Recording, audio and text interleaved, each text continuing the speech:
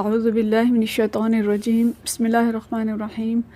والصلاة والسلام علی رسولہ الکریم السلام علیکم ورحمۃ اللہ وبرکاتہ۔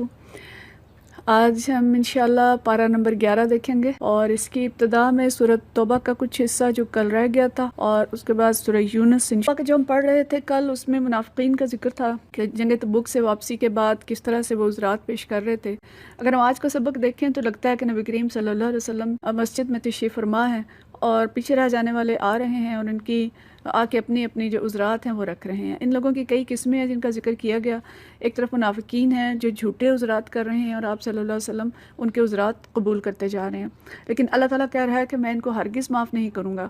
بدوی آ رہے ہیں اور بدویوں کی کئی قسمیں، کئی طرح کے لوگ اللہ تعالیٰ نے یہاں پہ ذکر کیا ہے۔ کچھ نفاق میں طاق ہیں، کچھ مخلص ہیں،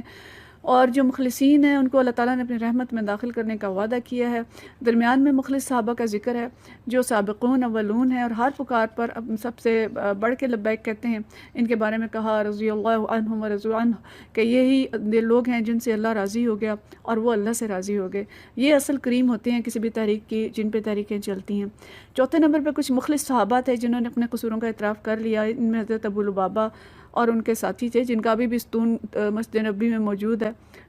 جس کے اوپر لکھا بھی ہوا ہے ان کا نام۔ تو ان صحابہ نے خود اپنے آپ کو ستونوں کے ساتھ باندھ لیا تھا، ان کو معاف کر دیا گیا۔ اور اس کے بعد مسجد زرار کا ذکر ہے جو منافقین نے دراصل ایک کمینگاہ کے طور پہ بنائی تھی اور وہ چاہتے تھے کہ نبی صلی اللہ علیہ وسلم ایک دفعہ اس میں نماز پڑھ لیں تاکہ ان کو سند ہو جائے۔ تو ان آیات میں آپ صلی اللہ علیہ وسلم کو اس مسجد میں نماز پڑھنے سے روک دیا گیا اور یہاں ایک مثال دی گئی کہ بظاہر تو یہ مسجد ہے، ایک نیک کام ہے، لیکن اس کی بنیاد اور نیت درست نہیں، لہٰذا ایسے اعمال جن کی تہ میں اخلاص نہ ہو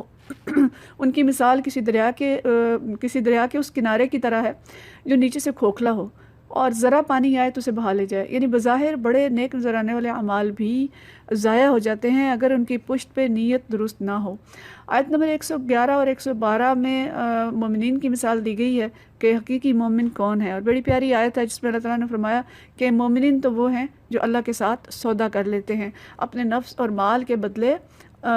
اور مال اللہ کے ہاتھ جنت کے بدلے فروخت کر دیتے ہیں اور پھر اس سودے کا حق ادا کرتے ہیں، اللہ کے راہ میں جان لگا دیتے ہیں، مال لگاتے ہیں۔ اور اللہ ان لوگوں سے کہہ رہا ہے کہ تم اس سودے پہ خوشیاں مناؤ، اللہ سب سے سچا ہے اور اپنے وعدے کو سب سے بڑھ کے پورا کرنے والا ہے۔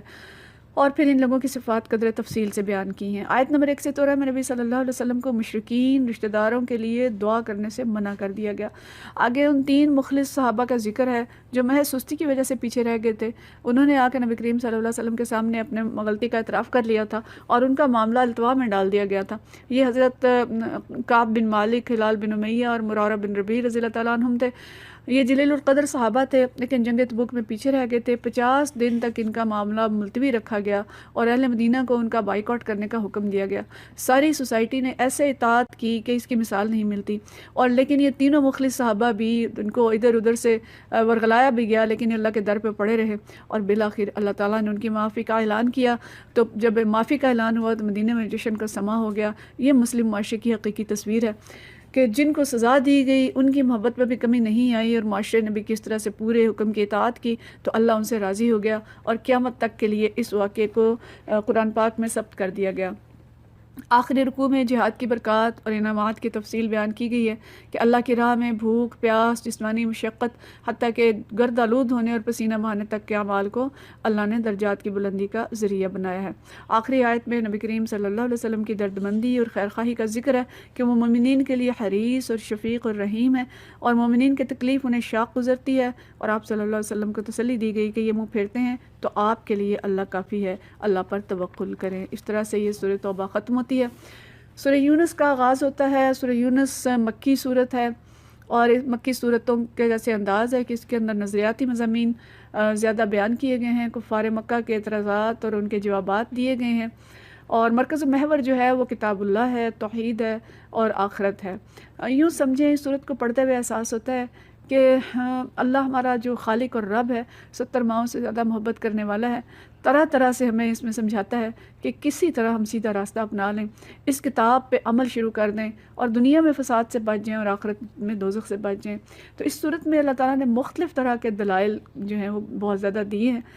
اور آغاز جو اللہ تعالیٰ فرماتا ہے کہ یہ کتاب حکمت کتاب ایسی کتاب ہے جو حکمت کی آیات رکھتی ہے اور اس میں حکمت و دانش سے لبریز ہے، لیکن یہ لوگ کہتے ہیں کہ یہ تو کھلا جادو ہے، ایک آیت ہے، لیکن اس سورہ میں خاص طور پر قرآن کی جانب متوجہ کیا گیا ہے، اور بار بار اللہ تعالیٰ نے یہ دلائل دیے ہیں کہ یہ نہ جادو کی کتاب ہے، نہ نبی کریم صلی اللہ علیہ وسلم نے اس کو خود لکھا ہے، بلکہ یہ اللہ کی طرف سے ہے۔ کم از کم 4 یا 5 مرتبہ ڈائریکٹلی اور کئی دفعہ انڈائریکٹلی اس کی طرف توجہ دلائی گئی ہے۔ پھر رب کا تعارف بیان کیا گیا ہے کہ تمہارا رب کون ہے، جو زمین اور آسمان کا خالق ہے، زمین کا انتظام چلانے والا ہے، کوئی اس کی اجازت کے بغیر سفارش بھی نہیں کر سکتا، وہ پیدائش کی ابتدا کرنے والا ہے اور اسی طرف پلٹ کے جانا ہے۔ نہیں مانتے ہو تو پھر نہ ماننے والوں کے لیے کھولتے ہوئے پانی کی ضیافت ہے۔ پھر اللہ نے چاند، سورج، رات، دن کے آنے جانے، ان ساری چیزوں سے دلائل دیے کہ غور کرو اور اس کتاب کے مطابق عمل کر لو جو اسی رب نے بھیجی ہے جو سب کچھ کر رہا ہے۔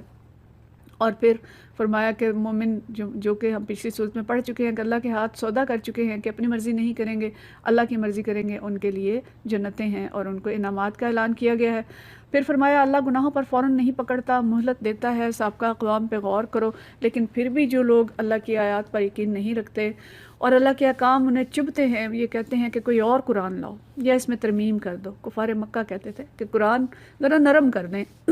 کوئی اور اس میں احکام جو ہیں کچھ ہماری بات مان لیں، کچھ اپنی مان لیں۔ لیکن اب دانشور کیا کہتے ہیں، یہ حدود اللہ پہ اعتراض کرتے ہیں، گواہی کے نظام پہ باتیں چھانٹتے ہیں، وراثت کے بارے میں یہ زیادہ عقل مند بنتے ہیں کہ اللہ نے تو یہ بھی کر دیا، یہ بھی کر دیا، مرد کی قوامیت کو چیلنج کرتے ہیں۔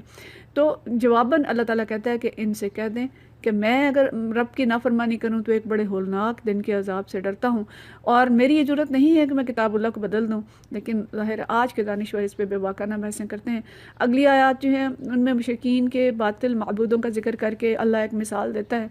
کہ تم جب سمندر میں ہوتے ہو اور کشتیاں ہچکولے کھانے لگتی ہیں تو اس وقت صرف اللہ ہی کو خالص کر کے پکارتے ہو، اس وقت سارے معبود تمہیں بھول جاتے ہیں۔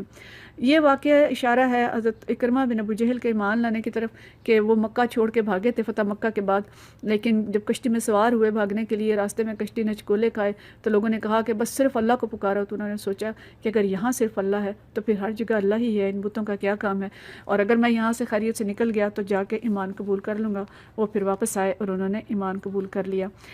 تو اللہ کہتا ہے کہ جب اللہ بچا لیتا ہے تو پھر یہ لوگ باغی ہو جاتے ہیں۔ آیت نمبر 24 میں دنیا کی زندگی کی بے ثباتی سے مثال دی کہ ایسا بھی ہوتا ہے کہ جب فصل پک کر تیار ہو جاتی ہے تو اللہ کی طرف سے کبھی کوئی آفت آ کر اس کو تباہ کر دیتی ہے۔ یہ اللہ کی طاقت اور دنیا کی زندگی کی بے ثباتی کی مثال ہے۔ جو لوگ ان نشانیوں سے سبق لے کے اپنا طرز عمل درست کر لیتے ہیں ان کے لیے جنتیں ہوں گی، ان کے چہرے روشن ہوں گے، اور جن لوگوں نے برائیاں کمائی ہیں ان پر ذلت اور تاریکی چھائی ہوگی۔ اس کے بعد اللہ تعالیٰ مکالمے اور سوال جواب کا انداز اختیار کرتا ہے اور نبی کریم صلی اللہ علیہ وسلم کو مختلف طرح کے سوالات کرنے سے کہا ہے کہ ان سے پوچھو کہ زمین اور آسمان سے رزق کون دیتا ہے، سماعت اور بینائی کی قوتیں تمہیں کس نے دی ہیں، تخلیق کی ابتدا کون کرتا ہے، دوبارہ کون پیدا کرے گا، حق کی طرف رہنمائی کون کرتا ہے۔ یہ سارے سوالات کر کے تو اللہ تعالیٰ کہتا ہے کہ یہ لوگ پھر بھی ایمان نہیں لاتے، اور تم سوچو کہ اگر یہ سب کچھ کرنے والا اللہ ہے تو پھر کوئی اور کسی اور کی عبادت کیوں کرتے ہو اور کسی اور کے پیچھے کیوں جاتے ہو۔ اور اللہ فرماتا ہے کہ یہ قرآن من جانب اللہ ہے اور یہ وحی کے بغیر تصنیف نہیں کیا جا سکتا۔ نبی صلی اللہ علیہ وسلم نے اسے تصنیف نہیں کیا، اور قرآن پاک کی جو فصاحت و بلاغت اور ادبی خوبیاں ان کی طرف یہاں پہ مفسرین نے اشارہ کیا ہے کہ یہ کتاب جو ہے اس طرح سے ان ساری چیزوں سے بھری ہوئی ہے، اور اللہ چیلنج کرتا ہے کہ ایک ہی صورت لے اگر تم سمجھتے ہو کہ کسی اور نے بنایا ہے، اور پھر اللہ تعالیٰ متوجہ کرتا ہے کہ اس کتاب کو نہ جھٹلاؤ اور انجام دیکھو کہ جو لوگ ایمان نہیں لائے ان کا حال کیا ہوا، اور غور کرو، اندھے اور بہرے نہ بنو۔ نبی کریم صلی اللہ علیہ وسلم سے فرمایا کہ ان سے کہہ دیجئے کہ اندھے اور بہرے نہ بنے، پھر دنیا کی زندگی میں مست نہ ہو جاؤ، یہ بہت تھوڑی زندگی ہے، اور اللہ کی ملاقات کو جھٹلانے والے بہت گھاٹے میں رہیں گے۔ پھر فرمایا کہ اللہ تعالیٰ مہلت دیتا ہے ہر امت کو، فوراً نہیں پکڑتا، کہ جب رسولوں کی دعوت پہنچ جاتی ہے پھر بھی اللہ اس کو دیر تک مہلت دیتا ہے کہ شاید یہ لوگ ایمان لے آئیں، لیکن جب قومیں انکار کر دیتی ہیں تو پھر اچانک اللہ کی پکڑ آ جاتی ہے، اور جب اللہ کی پکڑ آ جاتی ہے تو پھر کوئی روئے زمین کے برابر بھی فدیہ دے تو پھر بھی اس کی بخشش اور اس کا چھٹکارا نہیں ہو سکتا۔ آگے بڑی ہی پیاری آیتیں ہیں جس میں اللہ تعالیٰ فرماتا ہے کہ یا ایھا الناس قد جاءتکم موعظۃ من ربکم وشفاء لما فی الصدور وہدی ورحمۃ للمؤمنین قل بفضل اللہ وبرحمتہ فبذلک فلیفرحوا ھو خیر مما یجمعون، کہ لوگوں تمہارے پاس رب کی طرف سے نصیحت آ گئی ہے، یہ وہ چیز ہے جو دلوں کے امراض کی شفا شفا ہے، جو اسے قبول کر لیں ان کے لیے رہنمائی اور رحمت ہے۔ اور کہا کہ نبی صلی اللہ علیہ وسلم کہو کہ اللہ کا فضل اور اس کی مہربانی ہے کہ یہ چیز اس نے ان پر بھیجی ہے، اور اس پر تو لوگوں کو خوشی منانی چاہیے۔ یہ ان سب چیزوں سے بہتر ہے جسے لوگ سمیٹ رہے ہیں۔ یہ کیا چیز ہے؟ یہ قرآن پاک ہے،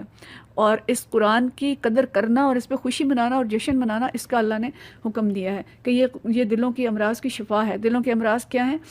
کہ تکبر، حسد، کینہ، بدخواہی، ریا، نفس پرستی، نفرت، یہ ساری چیزیں اس قرآن پاک کے ذریعے اللہ تعالیٰ ختم کرتا ہے، اور جب یہ ختم ہو جاتی ہیں تو انسان کو ہدایت مل جاتی ہے، وہ سیدھے راستے پہ چلنے لگتا ہے، اور جب انسان اور معاشرے سیدھے راستے پہ چلنے لگتے ہیں تو اللہ کی رحمت میں داخل ہو جاتے ہیں۔ دنیا سے فساد، چوریاں، لڑائیاں، ڈاکے، قتل و غارت، ہر چیز ختم ہو جاتی ہے اور خوشحالی آ جاتی ہے۔ تو اللہ کہتا ہے کہ یہ بہترین چیز ہے، اور تم اس پہ غور کرو اور اس پہ جشن مناؤ کہ تمہیں اللہ نے اتنی بڑی نعمت دی ہے۔ لیکن ہوا کیا کہ لوگوں نے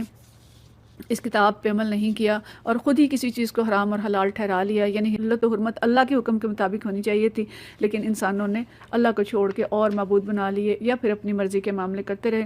اللہ تعالیٰ فرماتا ہے کہ سنو، جو اللہ کے دوست ہیں اور جو ایمان لائے ہیں اور جنہوں نے تقوی کا راستہ اختیار کیا ہے، وہ تو کامیاب ہوں گے، ان کے لیے بشارتیں ہیں اور کسی خوف اور رنج کا موقع نہیں ہے۔ لیکن جو لوگ ایمان نہیں لاتے ان کے لیے عذاب کا ذکر ہے۔ پھر دوبارہ اللہ نشانیاں بیان کرتا ہے رات اور دن کی اور سورج اور چاند کی، کہ غور کرو یہ سب کچھ کرنے والا کون ہے، اور پھر تاریخ سے دلائل اللہ تعالیٰ پیش کرتا ہے۔ نوح علیہ السلام سے اللہ شروع کرتا ہے کہ نوح علیہ السلام جو آئے تھے اپنی قوم کے پاس، وہ کتنے ہزار سال تک رہے، لیکن جھٹلانے والوں نے جھٹلایا۔ اور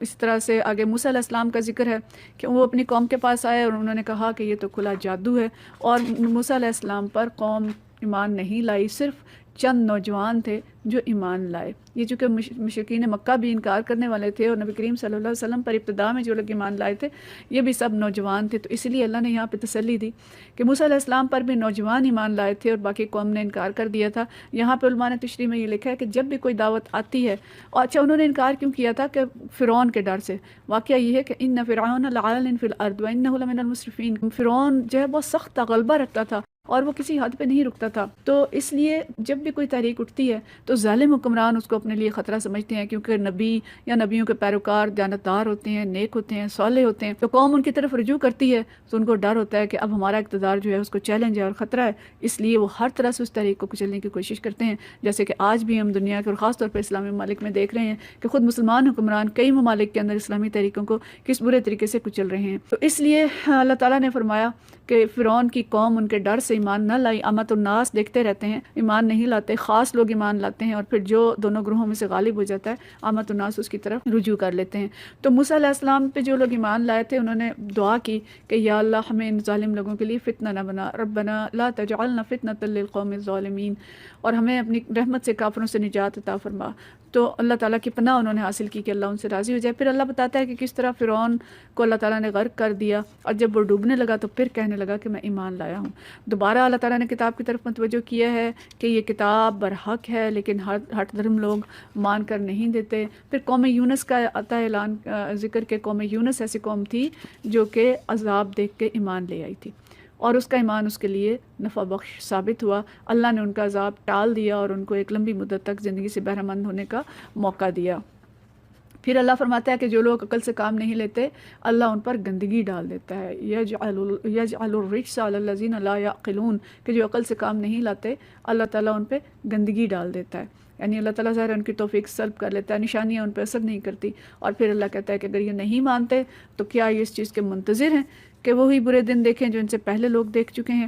یعنی اور فرمایا کہ ان سے کہو کہ اچھا تم بھی انتظار کرو، میں بھی انتظار کرتا ہوں۔ اور آخر میں نبی صلی اللہ علیہ وسلم سے فرمایا کہ آپ اعلان کر دیں کہ میں اللہ کی بندگی کرتا ہوں اور میں ان لوگوں کی بندگی نہیں کرتا جن کی تم لوگ کرتے ہو، میں اس خدا کی بندگی کرتا ہوں جس کے قبضے میں تمہاری موت ہے،